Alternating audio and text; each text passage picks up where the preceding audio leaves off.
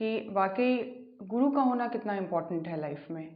कई बार हमें लगता है कि हम रिस्ट्रिक्शंस में बंधना पड़ता है, हमें कुछ चीज़ों को लेकर हम अपने आप को रिस्ट्रिक्ट करते हैं, वो स्वच्छंद जो तरीका है जीवन जीने का उसमें बाधा आती है। लेकिन अगर सूक्ष्म रूप से देखा जाए कि उसकी सूक्ष्मता का अगर ज्ञान होता चला जाए कि गुरु का होना वास्तविक रूप से होता क्या है, हमारे खान पान की रिस्ट्रिक्शन, हमारे इधर उधर व्यर्थ के बातचीत की, घूमने की, रहन सहन की, पहनावे की रिस्ट्रिक्शन में हम सोचते हैं कि हमने बहुत बड़ा त्याग कर दिया गुरु धारण करके। लेकिन गुरु वास्तव में हमारे जीवन में कितना ज़बरदस्त एक चेंज ला रहे होते हैं, कितनी ज़बरदस्त ट्रांसफॉर्मेशन का कारण होते हैं। वो हमारे संस्कार बीजों को गला रहे होते हैं, हमारे प्रारब्ध कर्मों को, हमारे दुष्कर्मों को, हमारे चित्त में बैठे हुए कुसंस्कारों को धो रहे होते हैं। तो इन सब चीज़ों का कंपैरिजन अगर किया जाए तो किसी भी लेवल पर हम अपने जीवन को जितना भी स्ट्रिक्ट करते चले जाएं, हम जितना भी कम में अपने आप को डिसिप्लिन करते चले जाएं, सादगी भरे जीवन को अपनाते चले जाएं, गुरु का कार्य के समक्ष ये छोटे छोटे त्याग कोई वैल्यू नहीं रखते हैं। इसीलिए अपने आप को जितना समर्पण का भाव अपने अंतर्मन में जागृत हो सके, गुरु के होने का भाव, उनके प्रेजेंस को, उनके कार्य करने के तरीके को हम अपने जीवन में जितना फील करेंगे, उतनी ही तेज़ी से हम इन सारे प्रोसेस से गुजरते चले जाएंगे और अपने जीवन को बहुत सुंदर, सुरम्य, हल्का फुल्का और जागृत चैतन्य बनाते चले जाएंगे। आइए एक और कदम गुरु को जानने की दिशा की ओर बढ़ाएं। गुरु को जानने का प्रयास करें, उनकी अनुभूति को अपने जीवन में गहराते चले जाएं और सही मायने में जाने कि एक बहुत ही शक्तिशाली एंटिटी हमारे जीवन में किस तरह से काम कर रही है। स्वयं ईश्वरीय चेतना गुरु रूप में हमारे सामने आई है। उनको मनुष्य या शरीर समझना बहुत भारी भूल है। इस चीज़ की गहराई, इस चीज़ की क्लैरिटी हम जितनी ज़्यादा डेवलप कर सकें अपने अंतर्मन में, अपने विश्वास में, अपने बिलीफ सिस्टम में, उतना ही हमारा जीवन बहुत सुंदर होता चला जाएगा, हल्का फुल्का होता चला जाएगा। और इस जन्म में भी जो एक्यूमुलेशन है सत्कर्मों की, वो ज़्यादा होगी। हमारे द्वारा जाने अनजाने किए हुए बुरे कर्म वो भी साथ के साथ ही करते चले जाएंगे। आइए गुरु सत्ता के समक्ष बैठने का प्रगाढ़ भाव अंतर्मन में जागृत करें, उनसे सुनने, उनसे समझने का भाव जागृत करते हुए आज के स्वाध्याय का क्रम शुरू करते हैं। गुरु सत्ता आज हमें बताएंगी प्रारब्ध का स्वरूप एवं चिकित्सा में स्थान। प्रारब्ध का स्वरूप और चिकित्सा में उसका क्या स्थान है। गुरुदेव बता रहे हैं प्रारब्ध के सुयोग दुर्योग जीवन में सुखद दुखद परिस्थितियों की सृष्टि करते हैं।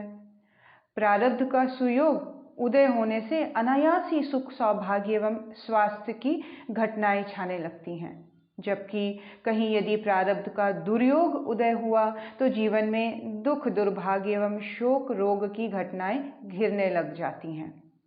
मानव जीवन में प्रारब्ध का ये सिद्धांत भाग्यवादी कायरता नहीं, बल्कि आध्यात्मिक दृष्टि से सूक्ष्मता व पारदर्शिता है।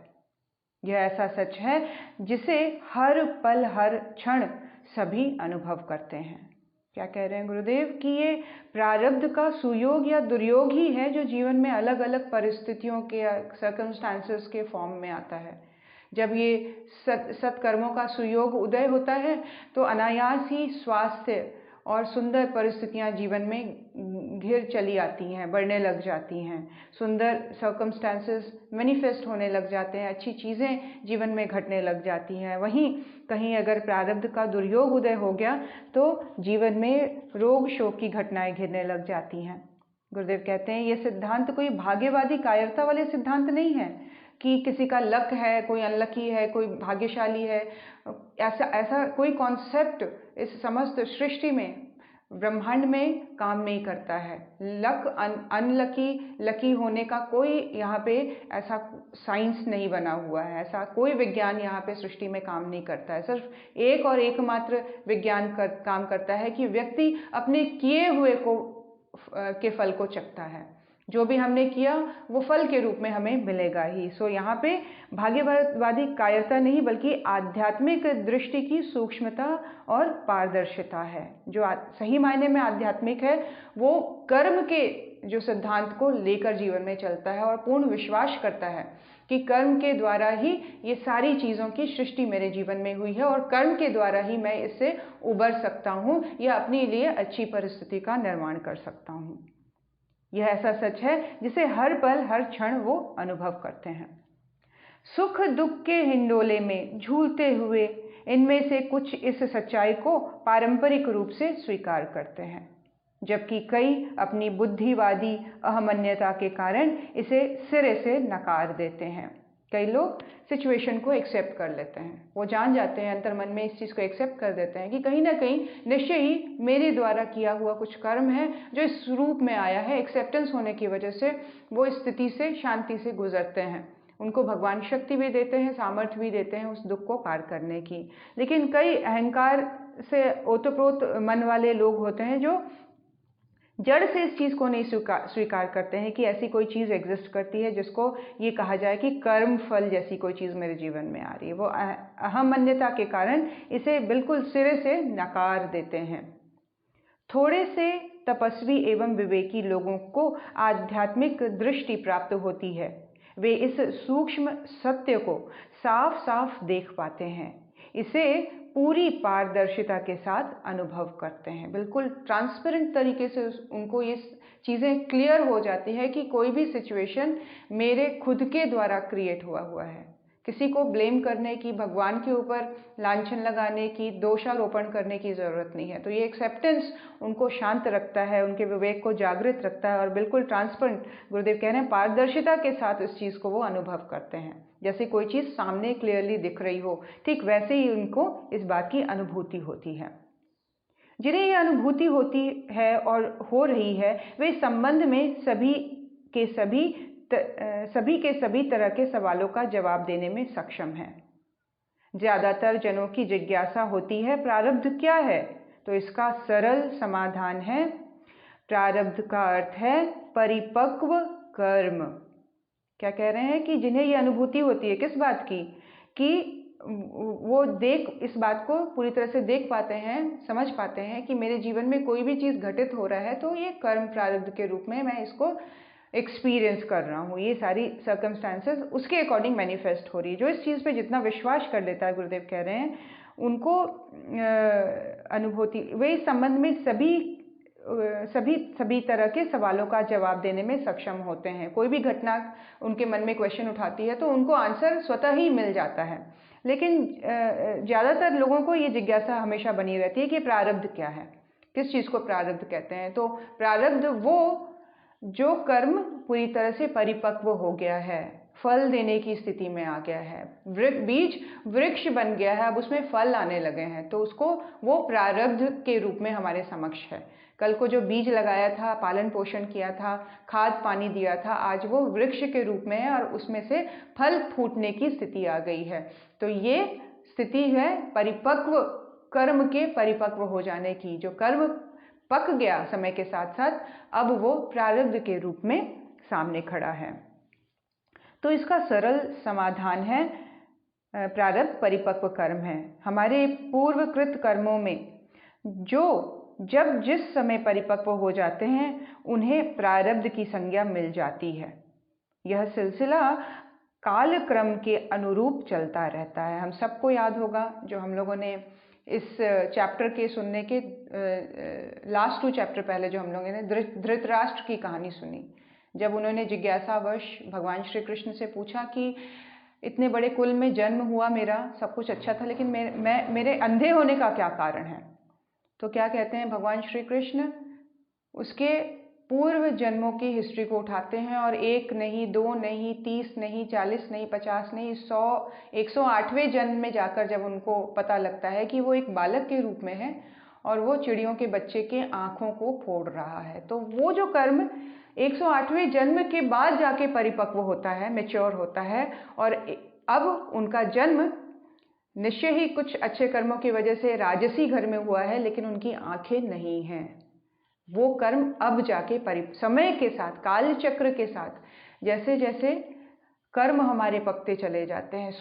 सत्कर्म भी जो हम करते हैं वो एकदम से हमें फल नहीं देते हैं। सत्कर्म का बीज जो हमने बोया है वो भी काल चक्र में पकता चला जाएगा और सुयोग के रूप में हमारे जीवन में, एक प्रारब्ध के रूप में जिसको हमें खाना ही है, चखना ही है, उस अच्छे फेज के थ्रू हमें अपने आप को गुजारना ही, उसको एंजॉय करना ही है, वो उस रूप में हमारे समक्ष आ खड़ा होता है। ठीक वैसे ही जो पका हुआ कर्म है, परिपक्व कर्म है, उसे ही प्रारब्ध कहते हैं और ये काल चक्र के अकॉर्डिंग हमारे सामने आकर समय के साथ खड़ा हो जाता है।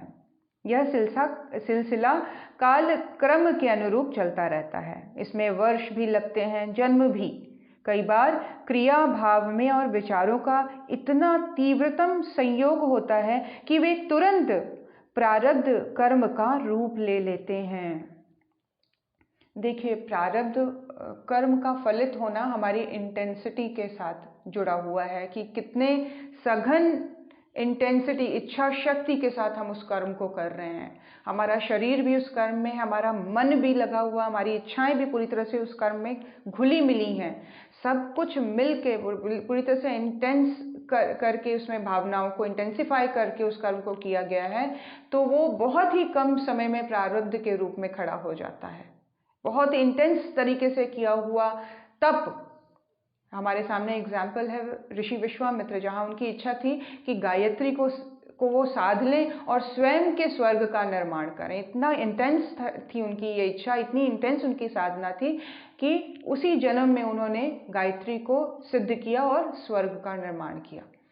तो हमारे जो कर्म जितने इंटेंस होंगे, हम 1 घंटे का जप करते हैं, उस जप को हम जितना इंटेंस कर देंगे वो जल्दी फल देने वाले रूप में हमारे सामने परिपक्व होके आ जाएगा, प्रारब्ध के रूप में आ जाएगा। तो प्रारब्ध मीन्स नथिंग नेगेटिव। प्रारब्ध को नेगेटिवली मत लीजिए।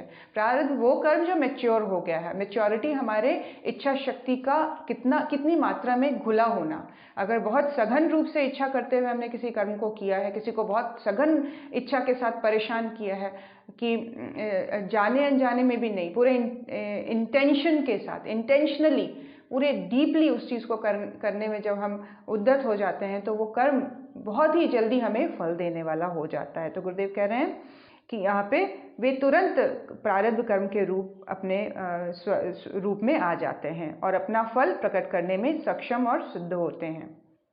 ये पंक्तियाँ अपने पाठकों को थोड़ा अचरज में डाल सकती हैं, किंतु यह सभी तर्कों से परे अनुभूत सत्य है। हो सकता है किसी को कन्फ्यूजन हो कि इस तरह से कर्म एकदम से फल कैसे देने में आ जाते हैं, लेकिन जो इस चीज़ की अनुभूति करते हैं, जो इस सत्यता को समझते हैं, जो आध्यात्मवादी हैं, जो कर्मों के साइंस को समझते हैं, तो इस चीज़ को वो अनुभव करते हैं कि वाकई इंटेंसिटी, इंटेंशन हमारा कितना डीप है किसी कर्म को करने में, वो उसी रूप में प्रारब्ध फल के रूप में हमारे समक्ष प्रकट हो जाता है। आध्यात्मिक चिकित्सा में प्रारब्ध के स्वरूप एवं सिद्धांत को समझना बहुत महत्वपूर्ण है। जो आध्यात्मिक चिकित्सक है उसको ये जानना बहुत ज़रूरी है कि सामने वाले के जीवन में किसी भी तरह की प्रारब्ध का कारण क्या है, और इस सिद्धांत को समझने के लिए उसको ये बहुत समझना ज़रूरी होता है कि वो सामने वाले के कर्म या जीवन का लेखा जोखा, जन्मांतरों का लेखा जोखा ले सकें। इस क्रम में सबसे प्रथम बिंदु यह है कि हमारे द्वारा किया जाने वाला प्रत्येक कर्म अविनाशी है। हमारे द्वारा किया हुआ कोई भी कर्म वो कभी भी नष्ट नहीं होता है। वो समय के उसमें खेत में बो दिया जाता है और वो समय के साथ साथ परिपक्व होता चला जाता है। तो कोई भी कर्म अविनाशी है जब तक कि उसका फल ना चख लिया जाए, तो कर्म अविनाशी होते हैं। यह अच्छा हो या बुरा समयानुसार परिपक्व होकर प्रारब्ध में बदले बिना नहीं रहेगा। चाहे अच्छे कर्म किए हों, चाहे बुरे कर्म किए हों, वो आने वाले कालक्रम में मैच्योर होंगे ही होंगे और प्रारब्ध के रूप में ट्रांसफॉर्म होके सामने खड़े हो जाते हैं। और प्रारब्ध का अर्थ ही है वह कर्म जिसका फल भोगने से हम बच नहीं सकते, जिसको भोगना, जिसको चखना भगवान भी नहीं टाल सकता है, उसको प्रारब्ध कहा जाता है। जिसके थ्रू गुजरना ज़रूरी है, उसके लिए कोई ऑल्टरनेट, कोई सोल्यूशन नहीं है। अब कल के चैप्टर में जिस तरह से गुरु सत्ता ने कहा कि इसके पाप कर्मों की प्रायश्चित मैं करूँगा, इसका मतलब कोई भी व्यक्ति अगर अपने आप को समर्थ मानता है तो सामने वाले के कर्म प्रारब्ध को अपने ऊपर लेकर अपनी तपस्या से उसको प्रायश्चित रूप में सहन करने योग्य अगर है तो वो अपने ऊपर ले सकता है। और ये काम एक सशक्त, एक सही आध्यात्मिक चिकित्सक ही कर सकता है, गुरु ही कर सकता है, ईश्वर ही कर सकता है। अन्यथा ये प्रारब्ध भोगने ज़रूरी होते हैं, ये बिना भोगे पार नहीं हो सकते, समाप्त नहीं हो सकते। इसे सामान्य जीवन क्रम के बैंक और उसके फिक्स डिपॉजिट के उदाहरण से समझा जा सकता है। हम सभी जानते हैं कि बैंक में अपने धन को निश्चित समय अवधि में जमा करने की प्रथा है। इस प्रक्रिया में अलग अलग जमा पूंजी एक निश्चित अवधि में 1.5 से 2 गुनी हो जाती है। इस प्रकार बैंक में हम अपनी 2,500 रुपये जमा करके 5 साल में 5,000 पाने के हकदार हो जाते हैं। ठीक वैसा ही सिस्टम जैसा बैंक में होता है, समय के साथ साथ उसका अमाउंट इंटरेस्ट रेट के साथ बढ़ता चला जाता है और वो जो पूंजी हमने धीरे धीरे जमा की थी वो 1.5 या 2 गुने होकर हमें मिल जाती है। ठीक वैसे ही कर्म प्रारब्ध धीरे धीरे समय काल में मैच्योर होते चले जाते हैं, प्रारब्ध रूप लेते फल के रूप में आने लग जाते हैं। बस यही प्रक्रिया कर्म बीजों की है। जो जीवन चेतना की धरती पर अंकुरित, पल्लवित और पुष्पित होकर अपना फल प्रकट करने की स्थिति में आते रहते हैं। क्या कह रहे हैं? ये जो प्रक्रिया है जो कर्म बीजों की है, जो कि हमारे धरती में, हमारी चेतना की स्थिति में धरती पर अंकुरित, पल्लवित, पुष्पित होकर अपनी स्थिति अलग अलग तरीके से बनाते रहते हैं, मैनिफेस्ट करते रहते हैं। कौन कर्म किस समय फल बनकर सामने आएगा, इसमें कई कारक क्रियाशील होते हैं। कौन सा कर्म किस समय फल बन जाएगा, इसके पीछे बहुत सारे रीजंस है, कई सारे कारण हैं, क्रियाशील होते हैं। उदाहरण के लिए सबसे पहले कर्म की तीव्रता क्या है, वही बात कि कर्म को कितना इंटेंशनली किया गया, कितने मन से, कितने भाव से, कितने इंटेंशन से, कितना गहरे भावों के साथ उसमें इंडल्ज होकर पूरी तरह से उसमें इन्वॉल्व होकर किया गया, ये उसकी इंटेंसिटी को, तीव्रता को बताता है। इसकी तीव्रता क्या है, कितनी है? ध्यान देने की बात यह है कि प्रत्येक क्रिया कर्म नहीं होती। जो हम अनजाने में करते हैं, जिसमें हमारी इच्छा या संकल्प का योग नहीं होता, उसे कर्म नहीं कहा जा सकता। ये बड़ी गहरी बात है और समझने वाली बात है। प्रत्येक क्रिया कर्म नहीं होती। कर्म वो है जिसमें हमारी भावना, हमारा संकल्प, हमारी इच्छा, हमारे करने का भाव, हमारा एंजॉयमेंट, हमारा एंटरटेनमेंट, जितना हमारा रस लेने की वृत्ति, जितनी ज़्यादा डीप होंगी ये सारे फैक्टर्स, उस लेवल पर उसकी तीव्रता बनती है और उसी तीव्रता के बेस पर उसका फल हमारे सामने आता चला जाता है। हर एक क्रिया को कर्म नहीं लिया जाता है। कर्म में भाव होना, इच्छा शक्ति होना, इंटेंशन होना, ये सारे एलिमेंट्स का तीव्र होना बहुत ज़रूरी है, तब वो फॉर्म लेता है कर्म का। जो हम जाने अनजाने करते हैं, जिसमें हमारी ना इच्छा है ना संकल्प है, वो कर्म के रूप में हमारे सामने नहीं आते, उसे कर्म नहीं कहा जा सकता। इसका कोई सुफल या कुफल भी नहीं होता। इस तरह के कर्मों का जिसमें कोई इंटेंशन नहीं, अनइंटेंशनली हो गया, जाने अनजाने बिना इच्छा के कर रहे हैं, कोई बहुत सघन मजबूरी है जीवन में, तब वो कर्म के रूप में हमारे ऊपर नहीं आता है ना? उसका फल भी हमारे लिए क्रिएट नहीं होता है, सुफल या कुफल भी हमें उसका नहीं मिलता। जैसे बड़े बेमन से जप करने बैठ गए, बड़े बेमन से किसी ने कहा अनुष्ठान कर लीजिए, अनुष्ठान, मन नहीं है उसमें, इच्छा नहीं है, हमारे भावों की तीव्रता नहीं उठ रही है, श्रद्धा भाव जागृत नहीं हो रहा है, तो वो निष्फल होता है। फिर हम सोचते हैं कि हमने इतना अनुष्ठान किया है, इतने सालों से हम इसको मानते चले, पूजा करते चले आ रहे हैं, लेकिन कोई अच्छा नहीं हो रहा है। तो कारण कर्म की तीव्रता, इच्छा संकल्प शक्ति और भावना का समन्वित स्वरूप उसको फल देने के लिए बाध्य कर देता है, और जिसमें ये सारी चीजें नहीं हैं वो फल देने लायक नहीं होती हैं। गुरुदेव बता रहे हैं इसके विपरीत जिस क्रिया में हमारी इच्छा, हमारा संकल्प का सुयोग जुड़ जाता है, वह कर्म का रूप धारण करती है और इसका कोई ना कोई फल अवश्य होता है।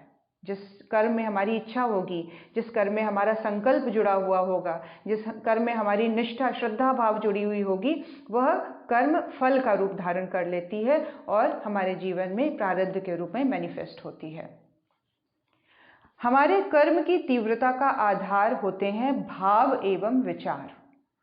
कर्म करते हुए हमारे अंतर्मन में भाव कैसे आ रहे हैं, किस तरह के विचार से हम उस कर्म को कर रहे हैं, ये उसकी तीव्रता को, इंटेंसिटी को डिफाइन करता है। क्योंकि इन्हीं से इच्छा एवं संकल्प की सृष्टि होती है। इच्छा और संकल्प के तीव्र व सबल होने पर कर्म भी प्रबल हो जाते हैं। अगर इच्छा तीव्र रहेगी, संकल्प में तीव्रता रहेगी, तो वो कर्म को प्रबलता प्रदान करते हैं, कर्म में तीव्रता ले आते हैं और वो जल्दी फल देने वाला हो जाता है। तो जितनी श्रद्धा होती है, जितनी निष्ठा होती है, जितना संकल्प बढ़ा चढ़ा होता है, वो उस कर्म की इंटेंसिटी को और सघन कर देता है, बढ़ा देता है और फलस्वरूप वो जल्दी फल देने वाला बन जाता है। ऐसे प्रबल कर्म अल्प समयावधि में प्रारब्ध में परिवर्तित होकर अपना फल देने की स्थिति में आ जाते हैं। तो कंपैरेटिवली जो ड्यूरेशन है टाइम का, वो कम लगता है उसको मैच्योर होने में, क्योंकि उसमें हमने ये भाव, ये संकल्प शक्ति, ये तीव्रता, ये निष्ठा, सारे भाव का बहुत ही गहरा समन्वय कर दिया है, उस कर्म के इंटेंसिटी को तीव्र कर दिया है। तो तीव्रता के कारण समय का जो काल चक्र है, जो ड्यूरेशन है, टाइम ड्यूरेशन, वो कम हो जाता है, कम समय में वो फल देने वाला हो जाता है। जबकि सामान्य इच्छा के साथ की जाने वाली क्रियाएं कर्म तो बनती हैं, परंतु प्रारब्ध के रूप में इनका रूपांतरण काफी लंबे समय के बाद होता है। जैसे हम देख रहे हैं धृतराष्ट्र के केस में, हो सकता है एक बच्चा उस मैच्योरिटी में नहीं है जिसको पता हो कि वो कर रहा है तो उसमें वो पाप है, और वो अनजाने में थोड़ी से मज़े लेने में, परेशान करने में उसकी इंटेंशन है उसका, और परेशानी में उसने इतना जघन्य कर्म कर दिया कि उसको ये अनजाने में एक कर्म करते हुए उसका ये जो फल था वो 108 जन्म के बाद उसको मिला, क्योंकि इंटेंसिटी इतनी डीप नहीं थी उस कर्म को करने में।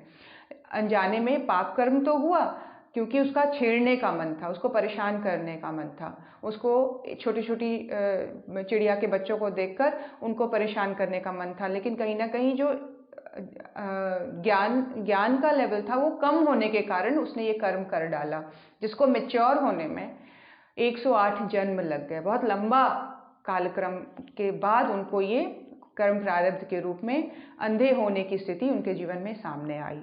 तो वही होता है कि हमारा इंटेंशन किसी कर्म के लिए कितना डीप है, हमारा भाव, हमारी संकल्प शक्ति कितनी तीव्रता से उस कर्म के साथ जुड़ी हुई है, हमें आनंद कितना सघन आ रहा है उस कर्म को करते हुए, वो चीज़ फिर हमारे जीवन में प्रारब्ध के रूप में जल्दी सामने आ जाती है ना। फिर उसको इंसान भोगता है। गुरुदेव बता रहे हैं इनका रूपांतरण काफ़ी लंबे समय बाद होता है। कभी कभी तो इनके प्रारब्ध बनने में जन्म एवं जीवन लग जाते हैं। यहाँ जो बताया जा रहा है वह सुपरीक्षित सत्य है, इसके बारे में अनुभव किया गया है। इस बात को बार बार वो रिपीट कर रहे हैं कि आप जो भी सुन रहे हैं ये किसी हवा में बात नहीं हो रही है, ये पूरी तरह से तथ्य पर आधारित बात बताई जा रही है, पूरी तरह से प्रूवन साइंस को आपको समझाया जा रहा है, कर्मों के साइंस को। इस सिद्धांत के अनुसार आध्यात्मिक कर्म, तप आदि साधनात्मक प्रयोग तीव्रतम कर्म माने गए हैं। ये जितने भी आध्यात्मिक प्रयोग हैं जहाँ संकल्प के साथ हम डिसाइड कर लेते हैं कि हमने 9 दिन के लिए, 40 दिन के लिए, 1 महीने के लिए, साल भर के लिए डिसिप्लिन रहना है, तो हमारा संकल्प कितना बड़ा चढ़ा होता है। हमने ये नहीं खाना, वो नहीं खाना, हमने अपने समय का निर्धारण कर लेते हैं, हम अपना नहाने धोने का, सोने उठने का निर्धारण कर लेते हैं। तो हमारे हर कर्म के साथ वो संकल्प जुड़ा हुआ है, तो वो हमारे उस कर्म को बहुत हाईली इंटेंसिफाई करता चला जाता है, तीव्र बनाता चला जाता है। ये सारे आध्यात्मिक जो भी हमारी पद्धतियाँ हैं, जितने भी आध्यात्मिक कर्म हैं, तप हैं, साधनात्मक प्रयोग हैं, वे हमारे कर्म को तीव्रतम बनाते चले जाते हैं, क्योंकि इसमें भावों एवं विचारों की तीव्रता अधिकतम होती है।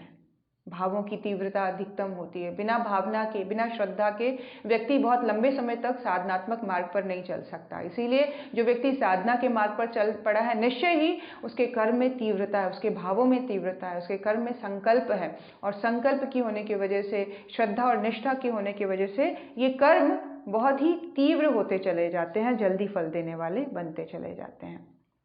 इच्छा और संकल्प प्रबलतम होते हैं इसमें।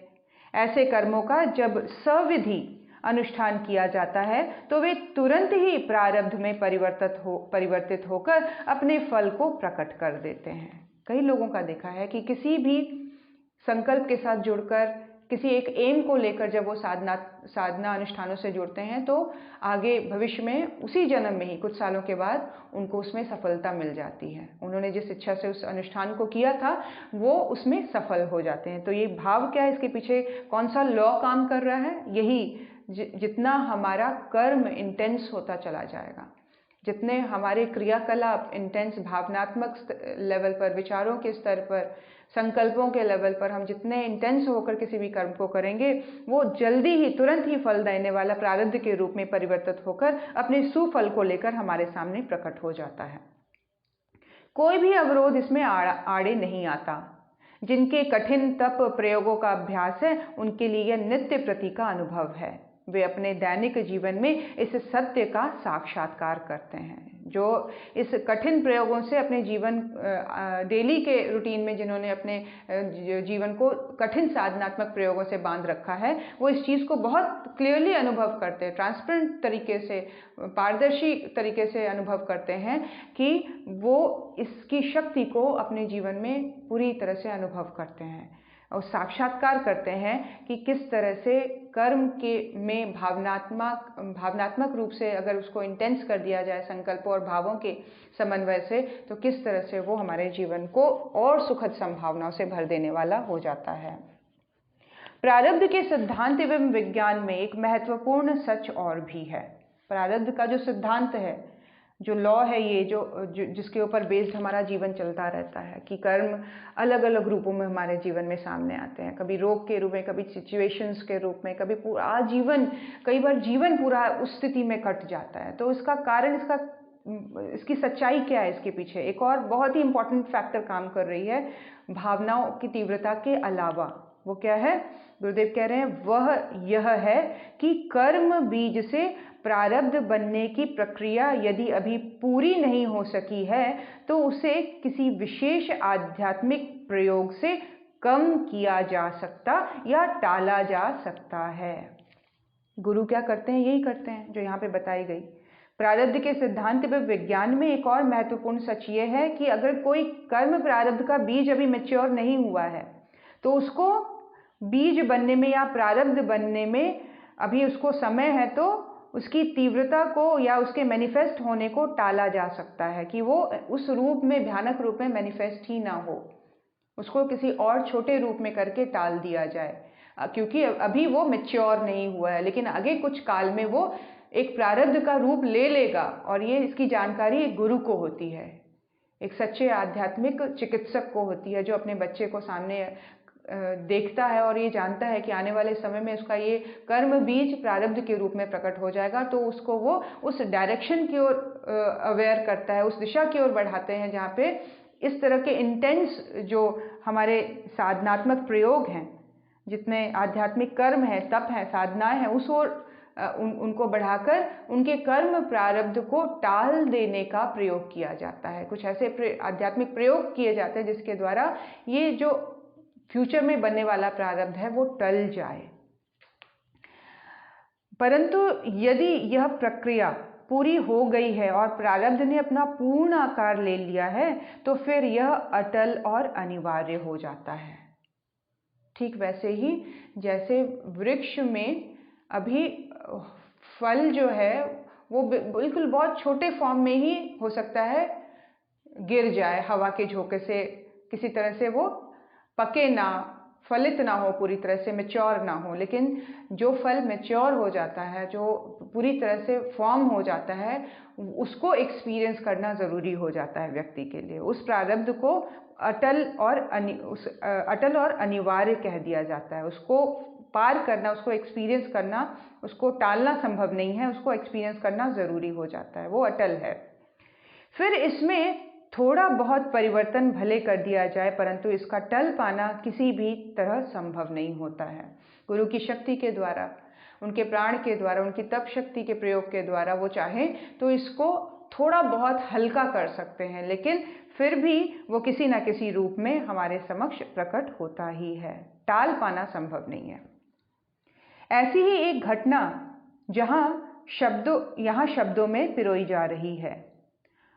वर्षों पूर्व घटी इस घटना में एक बच्चे के माता पिता परम पूज्य गुरुदेव के पास आए।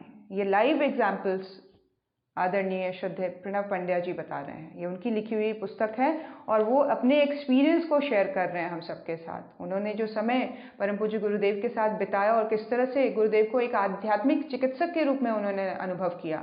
बहुत ही सशक्त और शक्तिशाली आध्यात्मिक चिकित्सक किस तरह से लोगों के प्रॉब्लम्स को सॉल्व करते हैं, किस तरह से उनको प्रारब्धों से मुक्त करते हैं या उनके प्रारब्धों को टालने का प्रयास करते हैं, इस चीज़ को साक्षात उन्होंने अपने जीवन में देखा है। वो बता रहे हैं, हर बार की तरह गुरुदेव के पास एक माता पिता आए जिनका एक छोटा बच्चा था। उनके साथ उनका बच्चा भी था जो कुछ समय से ज्वर से ग्रसित था।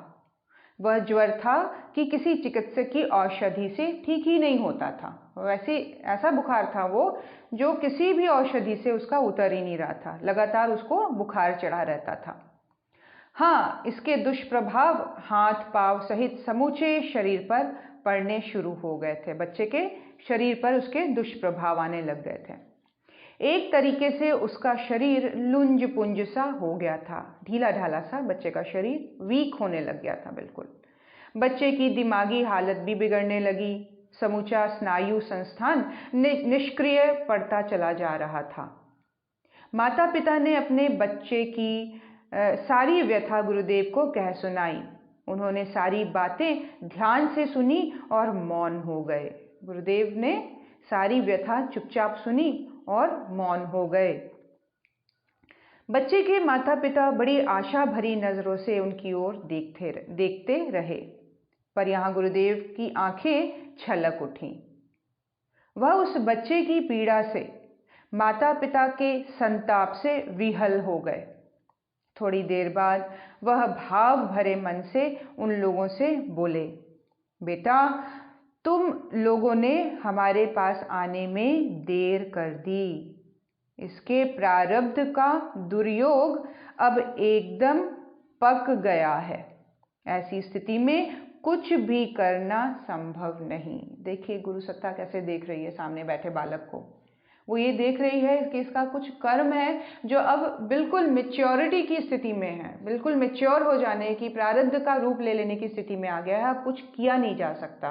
अब क्या है, उनके माता पिता को वो बता रहे हैं कि अब ऐसी स्थिति आ गई है जिसको टाला नहीं जा सकता, इसको ठीक करना संभव नहीं है। वैसे भी यह बच्चा है, यदि हम इस पर अपनी विशेष आध्यात्मिक ऊर्जा का प्रयोग करेंगे तो इसका शरीर सह नहीं पाएगा। वो इतना छोटा बच्चा था कि गुरुदेव कह रहे थे कि मैं चाहूँ भी कि इसके इस प्रारब्ध को टाल दूँ, लेकिन मेरी ऊर्जा, जो तप ऊर्जा है इसके ऊपर, जो मैं लगाऊंगा, इसका प्रयोग इसके ऊपर करूंगा, तो ये शरीर इतना लुंज पुंज, इतना वीक हो गया है कि वो तप शक्ति की तीव्रता को वो शरीर ले नहीं पाएगा, है ना, उसको पूरी तरह से सह नहीं पाएगा। बहुत संभव है कि यह मर भी जाए और हो सकता है इस प्रक्रिया में, इसको ठीक करने के प्रोसेस में ये आत्मा शरीर ही छोड़ दे। गुरुदेव की इन बातों ने माता पिता को निस्पंद कर दिया। वे निराशा से विगलित हो गए। उन्हें इस तरह पीड़ित देखकर गुरुदेव बोले, तुम लोग मेरे पास आए हो तो इस असंभव स्थिति में थोड़ा बहुत तो मैं करूँगा ही। दया के सागर गुरुदेव क्या कहते हैं कि चलो, स्थिति तो ऐसी नहीं है कि इसको टाला जा सकता, लेकिन क्योंकि तुम मेरे पास आए हो तो खाली हाथ मैं तुम्हें नहीं जाने दूंगा। मैं वो हर संभव प्रयास करूंगा जिससे ये स्थिति थोड़ी बहुत ठीक हो सके। मैं थोड़ा बहुत इस असंभव स्थिति को ठीक करने में प्रयास करूंगा। इसमें पहली चीज तो यह कि बच्चे का दिमाग एकदम ठीक हो जाएगा। क्या कह रहे हैं कि दिमागी स्थिति जो बिगड़ती चली जा रही थी ज्वर के कारण, वो मेरे तप ऊर्जा से बिल्कुल ठीक हो जाएगा। अपाहिज स्थिति में भी वह प्रतिभावान रहेगा। हो सकता है शारीरिक रूप से अपाहिज हो जाए, लेकिन मानसिक रूप से वो पूरी तरह से प्रतिभावान व्यक्ति का जीवन जिएगा। प्रतिभा, टैलेंटेड पर्सन की तरह उसका जीवन होगा। अभी जो यह लगभग गूंगा हो गया है, आपसे बातचीत कर सकेगा। अभी बिल्कुल गूंगा हो गया है, बात भी नहीं कर रहा है बच्चा, लेकिन वो स्थिति कर दूंगा जिससे वो अपनी भावनाएं आपको प्रकट कर सके, आपसे बातचीत कर सके। शारीरिक अपंगता की यह स्थिति होने के बावजूद इसमें कई तरह के कौशल विकसित होंगे। देखिए किस तरह से गुरु काम करते हैं। ऐसे लुंज पुंज शरीर में प्रतिभा का बीजारोपण, इस ऐसे दिमाग जहाँ दिमाग पूरी तरह से हिल चुका है ना, उसके स्नायु संस्थान पूरी तरह से डगमगा चुका है, न्यूरल सिस्टम पूरी तरह से डिस्टर्ब हो गया है, उसमें इस तरह की प्रतिभावान व्यक्तित्व के रूप में उसको परिवर्तित करने की बात गुरु सत्ता कर रही है। ये एक आध्यात्मिक चिकित्सक करता है और ये हमारे समक्ष साक्षात गुरुदेव ने उसके जीवन में किया है। इसमें पूर्ण तथ्य की बात है। इस तरह से गुरु काम करते हैं हमारे जीवन में। उनके होने का अर्थ हमें समझ लेना बहुत ज़रूरी है। जितनी गहराई से इस चीज़ को समझेंगे उतने ही हम अचेतन मन में दबे हुए बीजों से जो प्रारब्ध रूप में हमारे जीवन में आते चले जाते हैं, उनसे हम जल्दी ही मुक्त होने की स्थिति में आ जाएंगे। इसलिए गुरु को समझना, गुरु का जीवन में होना, उसके प्रति निष्ठा, उसके प्रति श्रद्धा किस सूक्ष्मता के साथ हमारे अंतर चेतना में काम करती है, किस तरह से हमें चीज़ों से मुक्त करती चली जाती है, साइंस को, सिद्धांत को समझना बहुत ज़रूरी है। गुरुदेव बता रहे हैं कि इसमें इस तरह के कौशल आ जाएंगे कि ये बहुत ही सुंदर जीवन को व्यतीत कर पाएगा, ऑल्दो शरीर से अपंग रहेगा। बस बेटा, इस स्थिति में इसके लिए इससे ज़्यादा कुछ और करना संभव नहीं। गुरुदेव के इन शब्दों ने बच्चे के माता पिता को जैसे वरदान दे दिया।